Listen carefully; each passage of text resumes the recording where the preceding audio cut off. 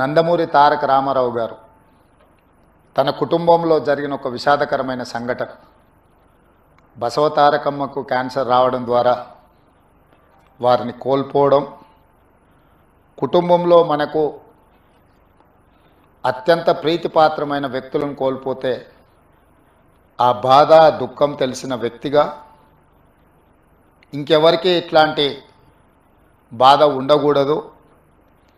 వీలైనంత మేరకు పేదలకు సేవలు అందిస్తూ వాళ్ళ కుటుంబాలను ఆదుకోవాలన్న ఆలోచనతోటి 1988-89లో ఈ ఆలోచనకు పునాది పడ్డది.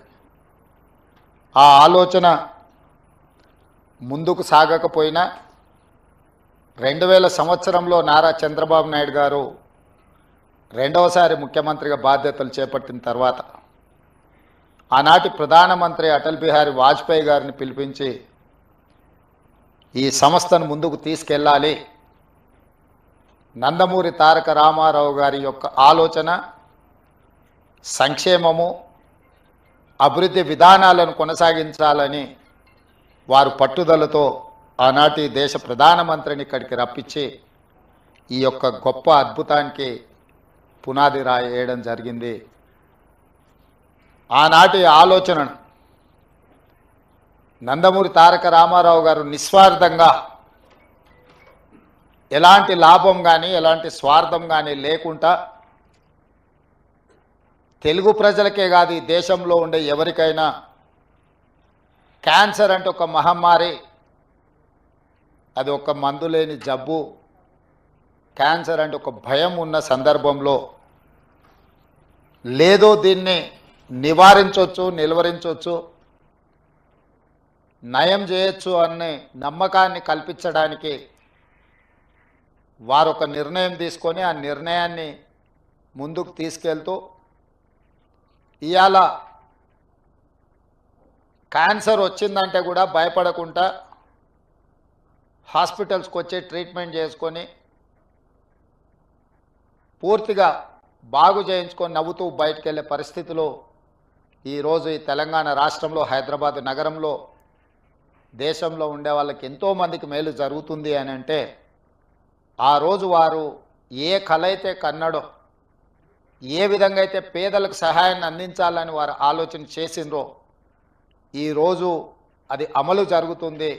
తప్పకుండా స్వర్గంలో నందమూరి తారక రామారావు గారు మనల్ని అందరినీ ఆశీర్వదిస్తాడు. ఇక్కడ ప్రధానంగా ఇందులో భాగస్వామ్యం పంచుకొని ఈ నిర్వహణలో, ఈ నిర్మాణంలో ఆర్థిక సహాయాన్ని అందించడమే కాదు, ఇక్కడ సేవలు అందిస్తున్న సిబ్బందికి కూడా ఎప్పుడూ వారి ఆశీర్వాదం ఉంటుంది అని చెప్పి నేను బలంగా విశ్వసిస్తున్నాను, నమ్ముతున్నాను. అదేవిధంగా ఈ సంస్థకు సంబంధించిన లీజ్ విషయంలో కానీ ఇతర అనుమతుల విషయంలో కానీ వారు నా దృష్టికి తీసుకొచ్చినంబడే క్యాబినెట్లో పెట్టి తక్షణమే క్లియర్ చేసిన. ఎందుకు అంటే ఈనాడు కొన్ని ప్రత్యేకమైన పరిస్థితుల్లో మేము ఉన్న ఈ హోదా, ఈ గౌరవం వారు ఏ స్వార్థం లేకుండా ఏర్పాటు చేసిన ఒక రాజకీయ పార్టీ మాకందరికీ అవకాశం కల్పించింది. ఆ ఆలోచనను, ఆ విధానాన్ని ఆ సంస్థలో పేదలకు సేవ చేయాలన్న ఆలోచనను అలవర్చుకున్న మేము తప్పకుండా ఇట్లాంటి కార్యక్రమాలకు అండదండగా నిలబడడం జరుగుతుంది భవిష్యత్తులో కూడా. అదేవిధంగా ఈ వేదిక మీద నుంచి ఒక్క మాట చెప్పదలుచుకున్నాం.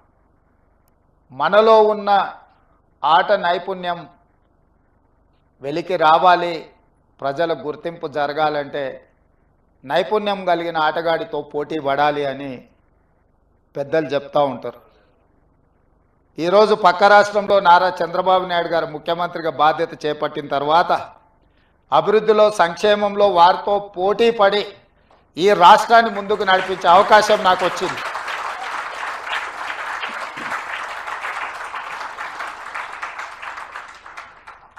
గతంలో 12 గంటలు పనిచేస్తే సరిపోతుంది, అంతకు మించి అవసరం లేదు అనుకునేవాడిని. కానీ ఇప్పుడు వారు 18 గంటలు పనిచేస్తే నేను 12 గంటలతో సరిపెడితే కుదరదు. కాబట్టి మా అధికారులకు మా సహచరులకు మనం కూడా 18 గంటలు పని చేయాల్సిందే. అభివృద్ధి విషయంలో సంక్షేమం విషయంలో పోటీపడి ఈ 2 తెలుగు రాష్ట్రాలు ప్రపంచానికే ఒక రోల్ మోడల్గా నిలబడాలి అని నేను భావిస్తున్నాను. ఆ దిశగా మా ఆలోచన, మా విధానాలు, మా నిర్ణయం ఉంటుంది.